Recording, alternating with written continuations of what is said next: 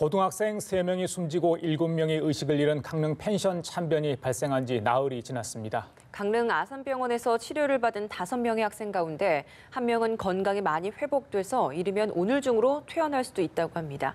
그 현장에 취재 기자 나가 있습니다. 이상현 기자. 네, 강릉 펜션 참변으로 피해를 입은 7명의 학생 가운데 5명이 치료를 받고 있는 강릉 아산병원에 나와 있습니다. 이곳에서는 조금 전인 오전 8시 30분부터 피해 학생들에 대한 고압 산소 치료가 다시 시작됐습니다.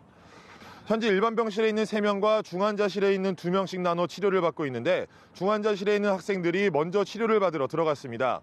어제까지 일반 병실로 옮겨진 3명의 학생들은 걷거나 휠체어를 타고 치료실을 오가고 있는데 서로 대화를 나눌 수 있을 정도로 상태가 회복됐습니다.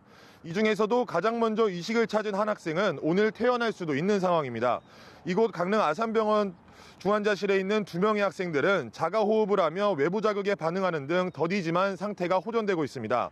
원주 기독병원에 입원한 2명의 학생들도 미약하지만 조금씩 건강이 회복되고 있는 것으로 알려졌습니다. 한편 서울에 있는 희생자들의 빈소에서는 오늘 발인이 엄수됩니다. 숨진 1명의 학생은 오전 8시에 발인을 했고 나머지 2명은 낮 12시에 진행될 예정입니다. 가족들은 사고수습 대책본부를 통해 발인 역시 조용히 치르고 싶다며 과도한 관심을 자제해달라는 뜻을 전달했습니다. 네, 그렇군요. 이 기자, 이 문제가 되고 있는 해당 펜션의 보일러를 무자격자가 설치했다는 의혹이 불거지고 있죠. 이와 관련 수사 내용 어떻게 좀 진행된 게 있습니까? 네, 경찰은 어제부터 해당 펜션에 보일러를 설치한 사람이 무자격자였는지에 대한 조사에 나섰다고 밝혔습니다.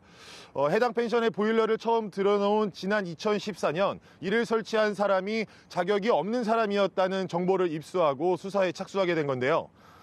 우선 해당 시공업체가 강릉시에 가스 시공업체로 등록돼 있지 않은 사실이 확인돼 경찰은 관계자 등을 소환해 조사를 벌이고 있습니다.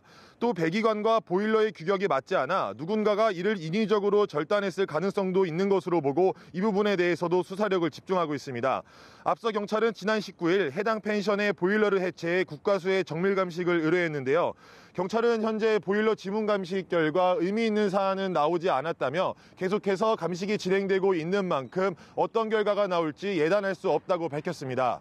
지금까지 강릉 아산병원에서 연합뉴스TV 이상현입니다.